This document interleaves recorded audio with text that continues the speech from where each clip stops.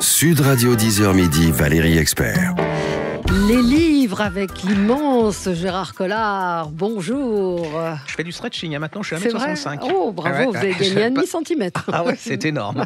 C'est le printemps, il fait beau. Il et fait tout. beau, Bon, voilà. L'ambiance On n'est a pas envie de terrible, dire, mais on non, s'en il y a fout. pas- Il fait beau là. Faut Vous voulez profiter pas du qu'on moment. crée un prix littéraire? Alors ça commence à me gonfler là. Je vais vous dire franchement, On a là un nous petit on coup se de gueule. casse les pieds pour Ouais. avoir des. On est au fond d'une cave à lire des livres, Et etc. alors ils vont à Saint-Tropez, dont tout le monde se Ouais. foutra des prix, Ouais. je vais dire. Mais alors ils sont entre eux, et alors ils vont dans les restos, ils se donnent des prix avec des livres pas possibles. Mais Ouais. On a un peu ricané parce qu'on a Oui. reçu l'annonce d'un livre, d'un nouveau prix qui aura lieu à Saint-Tropez, oui. un week-end avec un jury très chic et une liste de livres. Et le défilé, c'est-à-dire que j'ai même pas ouais. compris le but du. Moi non C'était plus. tellement compliqué le truc Je n'ai pas sophistiqué. compris parce qu'il faut Je- trouver, parce qu'il y a le roman policier, il y a le poche Ah et oui. tout, puis après il faut se tordre le cervelet Oui. pour arriver à trouver Je sais pas. Et un alors prix ils à en font remettre. des tonnes et Ouais. des tonnes. On Ouais. croirait un grand fonctionnaire qui a pondu ça. Mais Absolument, c'était- j'ai pas compris, mais c'est vrai qu'il y a beaucoup de prix. Je sais pas, est-ce que ça fait vendre les prix à part le Mais non, concours mais non, tout le monde s'en fout. Enfin, ouais. ce genre de Enfin, truc, il y a c'est. des grosses marques Bah qui non, mais pas en plus, il y a leurs fonctionnent, copains qui vont en parler sur la chaîne Ah bah de voilà. radio qu'ils connaissent, et puis c'est tout, ça sera. Mais par contre, moi, je voudrais lancer un appel. Si vous voulez nous inviter à Saint-Tropez, à Biarritz, et que voilà, on peut, c'est Ouais. parce que. On est prêt même à aller à l'île Maurice. À moi, tous. Bon, Noirmoutier, même Voilà. Noirmoutier, je prends. Ouais, non, vous êtes Pas pas même Noirmoutier, Oui, surtout Noirmoutier. absolument. Donc, on est prêt à monter un jury. Alors, il va falloir trouver le livre, mais même si vous nous donnez les noms des ouais. gens qu'on doit accepter dans le jury. Et puis on est content de voir parfois que certains prix récompensent Oui. des livres dont on a parlé il y a 6 mois, longtemps. mais c'est très Oui, bien, comme dont 555. 55, Ouais. qui est vraiment un livre absolument formidable qu'on avait découvert il y a au mois de janvier, Ouais. donc mieux vaut tard que jamais. Voilà, donc Bon. j'ai adoré ce bouquin et allez-y, n'ayez pas peur, Ouais. c'est un bon prix. Enfin, c'est un ouais, bon pour livre. le coup, c'est un bon livre. Alors, qu'est-ce que vous avez Alors lu la cette semaine semaine? dernière, j'avais Oui. été un peu en retard, Oui. comme dirait l'autre, grâce au moment Hidalgo, et j'étais passé en catimini sur un livre qui m'a enchanté, qui est vraiment et qui va vous enchanter, c'est René Rosen, L'âge d'or chez Belfond. Et alors, tout est pour vous. D'accord. Vous ne alors, l'avez pas apporté, évidemment. Je vais pas non, vouloir non, vous pas le- du tout. Voilà. Mais vous le verrez sur le Allez-y. podcast. Et puis, voilà, si vous êtes gentil, je vous l'offrirai. D'accord. Et donc, alors, on est à New York, à la fin du siècle. Il y a Caroline Astor. Alors, Caroline Astor, c'est une grande bourgeoise qui a gagné, vous savez, ils ont gagné de l'argent dans l'immobilier, c'est-à-dire qu'ils ont acheté des terrains dans New York, après ça a monté, il est là. Et puis, il y a une nouvelle catégorie de bourges, de grande bourgeoisie, qui est Alva Vanderbilt. Vanderbilt, ouais. Astor, vous savez, le Titanic et tout. Et donc, il y a la haute société américaine, et là, il n'y a pas deux reines des abeilles qui sont possibles. Il y a c'est comme à la radio, il n'y a qu'une reine des abeilles dans une émission. Et là, dans la grande bourgeoisie, c'est qu'une reine des abeilles. Donc, il y a la petite John qui, plutôt sympathique au début, qui demande à participer à cette haute société. Mais il y a Caroline Astor. Alors elle, je vais vous dire, elle serre tous les verrous et il n'est absolument pas question, même si vous avez 2 milliards, de rentrer dans cette haute société. Alors vous dites, c'est un combat d'ombrelle. Et c'est pas du tout ça, Non, c'est non. parce que en fait, c'est la clé de tout le système économique. Quand vous êtes dans la haute société, en plus pour les femmes, c'était le seul endroit où elles pouvaient prendre le pouvoir sans rendre compte à leur mari. Et donc en fait, c'est à travers ce combat, c'est deux grandes bourgeoisies qui vont se battre. Alors celle qui va gagner, c'est les bling bling, ceux qui ont de l'argent. Et puis Caroline, elle a rien compris. Et alors c'est génial, il y a des complots, ils se font des coups, ils sont intelligentes, pas mal. Les hommes, alors je vais vous dire, les hommes, je veux pas être méchant, mais ils sont assez, voilà. Il y a aussi les filles de ces femmes qui commencent à vouloir vivre leur vie malgré les conventions. Ouais. C'est, alors, voilà, Edith Wharton, vous voyez Edith Ouais, Wharton, ouais, et là, c'est... Je le veux. Voilà, c'est Madame exactement ça. Si Belfond. vous êtes une femme, vous allez Ouais. voir comment, à cette époque-là, Oui, comment ça se elles étaient manigançait, contraintes, ouais. mais elles sont 10 fois plus intelligentes que les hommes. Elles vont ouvrir la voie pour une nouvelle bourgeoisie. Alors, Vous n'avez pas vu le livre, le film, la fiction Gilded Age mais oui, c'est ce que sur ces tout le nouveaux monde riches, voilà. C'est ça, faut que vous regardiez. et en fait, vous allez voir. Et puis alors, c'est New York. Alors forcément, la vieille, qui est la conservatrice, elle a sa maison, et l'autre, elle arrive, elle fait un building, quoi. Je veux dire. Et alors, il y a un truc que j'ai adoré, c'est d'une fourberie absolument incroyable. Ils ont un opéra et il y a quelques loges et les loges, on peut pas les avoir comme ça. C'est Caroline qui donne, voilà. Et ben l'autre, elle est pas bête. Elle se dit, je vais construire un nouvel opéra 10 fois plus grand, avec 10 fois plus de loges, et c'est moi qui déciderai qui. Et voilà comment ça va. C'est génial, les enfants, ça se lit comme un roman. Redites le titre. Ça s'appelle L'âge de. En plus, la couverture, vous le verrez en podcast, elle est sublime. C'est chez Bellefond et c'est de René Rosen. Allez-y, pour moi, c'est un des. C'est ce qui vous ça a m'a énervé emballé. quand ça s'est arrêté parce que j'aurais bien voulu qu'on me fasse une autre. Il y a des très bons livres qui arrivent quand vous dites de parler. Vous êtes énervé quand ça s'arrête. Il y a le livre de notre chouchou Jean-Philippe Blondel qui arrive, qui est pas formidable. Sorti encore, mais on va vous en parler parce qu'il est génial. Mais vous êtes énervé quand ça s'arrête. Ouais, exactement. Et ça, c'est le signe d'un bon livre. Moi, j'ai lu que des essais cette semaine pour le boulot. Vous êtes intellectuel aussi. Voilà. Mais je vous recommande Wokisme de Anne Toulouse, qui est paru aux éditions du Rocher. Elle est journaliste, elle était correspondante pour RFI à Washington et elle vit aux États-Unis. Et donc, elle raconte comment le wokisme s'est mis en place et comment aujourd'hui cette société américaine a peur de son ombre parce que c'est le terrorisme en fait. C'est du totalitarisme. Complètement. C'est des exemples complètement hallucinants du style, vous voyez, Condé Nast, qui est un énorme groupe qui publie Vogue, qui a plein de journaux et qui était connu pour ses recettes de cuisine. Eh bien, ils ont décidé de revoir leur catalogue de recettes de cuisine depuis 100 ans pour retirer toute connotation qui pourrait choquer certaines communautés. Moi, je suis terrifié par ça et ça va jusqu'à la bêtise. Puis alors, en plus, moi, ce qui me fait peur, c'est l'intrusion dans l'intime. Là, c'est comment elle s'appelle, Rousseau, l'écologiste, qui veut donner des... qui veut, si le mari ne travaille pas assez à la maison, il va y avoir un déni avec une loi. Mais il faut arrêter. Enfin, c'est pas que les femmes, c'est les hommes. Et ils sont devenus complètement fous. Il y a cet exemple complètement dingue, où aujourd'hui, vous savez qu'on a un privilège du pronom, puisque nous connaissons notre identité sexuelle a priori.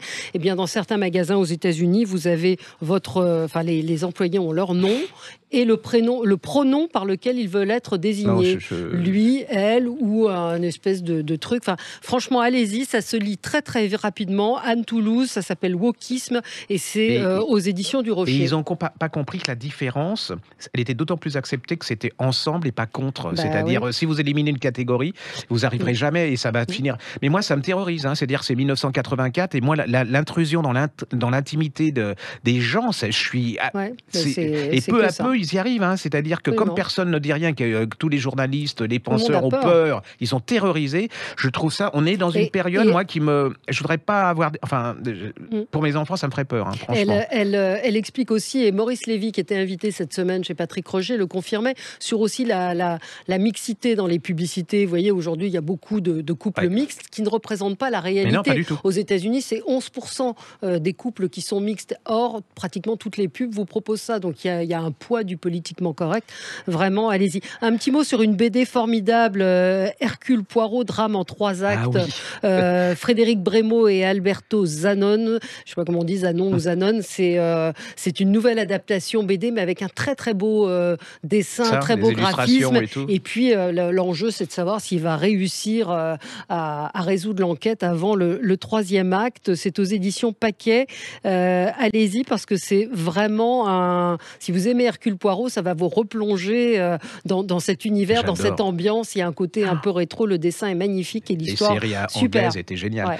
On va rester dans la BD parce qu'on nous dit qu'on n'en fait pas assez, mais c'est vrai qu'on a la radio. Mais allez sur les podcasts et vous verrez. Vous verrez les images. Et vous aurez il y a une BD de Kéla Guyot et de Willow qui s'appelle La part des flammes aux éditions Phileas. En fait, c'est le livre tiré de Gaël Nohan. J'avais toujours, je suis dyslexique. Gaël Nohan, et elle est absolument superbe et je trouve que c'est un bon moyen aux ados, enfin pour les adultes c'est magnifique, les illustrations sont superbes, mais je trouve que c'est un bon moyen pour les ados de faire découvrir l'histoire et entre autres cet épisode qui était un peu méconnu. Et puis il y a un truc qui est sorti que j'ai adoré, qu'on avait lancé ici, qu'on avait été les premiers ils ont sorti une BD sur Mémé dans les orties, vous savez, tiré du roman de Valogne par Christine Davenier et Véronique Grissot. C'est l'histoire, alors lisez le roman et lisez la BD, c'est génial. génial, c'est l'histoire de ce monsieur acariâtre, vous savez, on en a tous Ouais, connu, ouais, qui ouais. emmerde tout le monde dans les Absolument. immeubles, qui peuvent vous pinailler la poubelle, le machin et truc, et puis il a qu'une idole, c'est sa chienne. Et là, alors il dépresse complètement, et vous allez voir quand même, en fin de compte, que deux personnes, une geek et une vieille grand-mère geek et une autre personne, vont l'aider à sortir de ça. Vous allez voir l'enterrement de la chienne, c'est absolument apocalyptique. La BD et le truc, vous allez passer un super bon moment. Bon, bah on va lire ça. Un livre de cuisine très beau, parce que j'en ai un peu marre. Non, oui, ça faisait longtemps. Mais De des livres, Michalak. non, pas du tout. Où les cuisiniers se font plaisir. Vous savez, ils font des recettes infaisables avec des Ah jolies oui, ouais. photos, machin.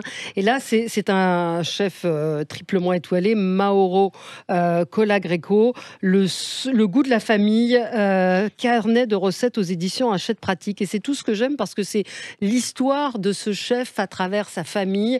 Et puis un carnet de recettes avec des recettes qui pourraient vous plaire, Gérard, vous qui ne mangez que du jambon et des Oui, et des des petits pois, coquillettes. mais c'est des Alors petits j'allais vous pois. proposer les beignets de calamar sauce tartare, mais Oh. c'est pas pour vous. Mais gratin de gnocchi, sauce béchamel, bref, c'est des recettes Ah oui. du Sud, puisque c'est un magnifique livre, parce qu'à la fois c'est la destinée d'un chef et puis des recettes faciles, gourmandes, comme on aime. Voilà. Il faut un peu Ouais, grossir quand même. On court le double de Voilà, distance. absolument. C'est chez Hachette Pratique, Daniel Gerquins qui a mis en place, en scène On a encore le temps ce beau livre. Allez-y. Alors, j'ai adoré ça. Bon, c'est vrai que ça parle de la plus belle ville du monde, du Oui. plus beau pays du monde. C'est à L'auteur, il savoir. s'appelle Jean-Luc Banalec et ça s'appelle Crime gourmand à Saint-Malo, Ah. aux éditions Presse de la Cité. Alors, ça n'a pas l'air, mais Jean-Luc Banalec, il est allemand. Il écrit plein de choses sur la Bretagne, de romans. J'adore ce type. C'est vraiment extraordinaire. Et là, on est à Saint-Malo. Alors, Saint-Malo. Et en plus, à Saint-Servant. Saint-Servant, c'est un des quartiers de Saint-Malo qui est. Si vous allez à Saint-Malo, je vous le conseille. Vous allez en face, il y a une tour qui s'appelle la Tour Solidor. Et là, vous allez voir Saint-Malo comme vous ne la verrez jamais. Il y a des promenades. Bon, alors, il y a Doucement. une conférence. On entend votre enthousiasme. Ouais, et on a une conférence. Il est de Concarneau, lui. Hein, Ouais. c'est le commissaire de Concarneau avec une équipe. Et là, il est en séminaire comme on fait à la police, parce qu'il y a une école de police à Saint-Malo. Ça l'emmerde. Enfin, ça le gonfle, hein, royal et tout. Mais bon, il y a une petite voyage gastronomique dans Saint-Malo. Et là, c'est un fou de gastronomie. Alors, vous allez découvrir la Bretagne. Il se retrouve dans un marché. Il y a des pages sur le fromage breton, sur les. Ah bon, il y a des fromages bretons. Sur les Vous fromages taquine. bretons, enfin voilà, c'est d'une saveur incroyable. Et là, il y a une des chefs qui est assassinée par sa sœur à coups de couteau. Elle aussi est une chef. C'est une enquête absolument incroyable. C'est classique, hein, mais j'adore ça. Alors, on croit que c'est juste une jalousie parce qu'il vous laisse piquer le chef, vous savez, comme Ouais. c'est comme si on vous piquait Michalak, quoi. Ouais. Vous le tuez à coups de couteau. Enfin, celle qui veut le coup. Et là, les meurtres vont se suivre, et donc il se passe quelque chose. Est-ce que c'est une question de gastronomie? Est-ce que c'est une question autre chose? Est-ce que ça a trait à Saint-Malo? C'est un polar, en fait. Ah oui, c'est un polar, mais Ouais, c'est un comme polar il y a de gourmand. la saveur, il Ouais. y a de l'odeur. Les gens, ils sont anticonformistes. J'adore le policier. Il y a une caricature aussi des préfets. Vous savez, c'est ce jeu de poule. Allez-y, c'est génial. C'est le livre qui est là, donc. Ah ouais, j'ai adoré. Qui est Si vous paru êtes aux Presses de la Cité, une enquête du commissaire Dupin, crime gourmand à Saint-Malo, Jean-Luc Banalec. Si vous partez pas à Saint-Malo après avoir lu ce bouquin, vous êtes alors là, c'est Ouais, qu'il vous c'est manque quelque impossible, chose. Si ouais. vous êtes malouin, c'est indispensable. Si vous êtes breton, c'est alors je vous le dis même pas. Et si vous le connaissez pas, vous lisez tout parce que c'est tout sur la Bretagne. C'est vraiment Et il incroyable. l'a écrit en allemand, dites donc. Oui, Ouais, mais ouais, mais ouais. franchement, c'est voilà la Bretagne savoureuse. Ah, Et est-ce gastronome. que vous connaissez Dagfried? Comment? Dagfried, c'est Non. un petit, c'est Ah non, je connais c'est pas. en collection mouche à chez l'école des École des loisirs. loisirs. Et j'aime beaucoup. Il y a plusieurs livres. C'est un petit personnage. Alors et c'est un Viking. Ah C'est ouais. un Viking et Un peu comme moi. voilà. Et lui, il voudrait un animal de compagnie qui couche au pied de son lit. Sauf que le dieu Odin, il a 2 loups, 2 corbeaux, un cheval à 8 jambes. Mais lui, il voudrait juste un chat. Mais sa mère, elle dit hors de question. Son petit cabillaud, c'est-à-dire son petit frère, est allergique. Alors il a pensé à un mouton, mais il mangerait les rideaux, donc il va falloir trouver autre chose. C'est très drôle. Il est un peu barré. Il y a Dagfried à poil, Dagfried et compagnie. C'est super mignon. C'est des petites histoires pour les enfants et de l'importance de la lecture. Cette semaine, je recevais Alain Bentelila. Là aussi, je vous conseille son livre chez Odile Jacob, parce qu'il raconte qu'aujourd'hui, on a des illettrés qui ne sont pas les mêmes qu'avant. C'est-à-dire que les illettrés d'avant avant, ils ne savaient pas lire. Aujourd'hui, ce sont ce qu'il appelle des peu de lecteurs, c'est-à-dire des gens qui lisent mais qui ne comprennent pas le texte. Et il y a un certain nombre d'enfants qui arrivent, qui ne comprennent pas. Ça ne, comme il dit, il n'y a pas d'abonnés au numéro composé. Voilà. Donc l'importance de la lecture, de raconter des histoires, pas seulement pour endormir les enfants, mais de les faire réagir. Acheter des livres à vos enfants. Et aller dans vos libraires, parce qu'en ce moment, c'est très, très, très difficile. On en revient à la période d'avant le Covid. Il y a une chute de fréquentation et qui met très, très en danger des librairies qui étaient déjà fragiles. Donc, vous dites pas, voilà, c'est fini, c'est pas du tout fini. Et là, on est vraiment dans une période très, très, très difficile pour tous les libraires de France. Ouais. Et les éditeurs aussi. Mais les éditeurs, c'est une catastrophe aussi pour beaucoup. Mais comment, on n'a pas d'explication. Je ne sais pas. Non, il y a une ambiance, c'est-à-dire la guerre de l'Ukraine, l'inflation, les élections présidentielles, enfin tout, puis une espèce de peur. On sent le malaise partout. On sent que les gens sont pas bien dans leur peau, qu'ils sont épuisés.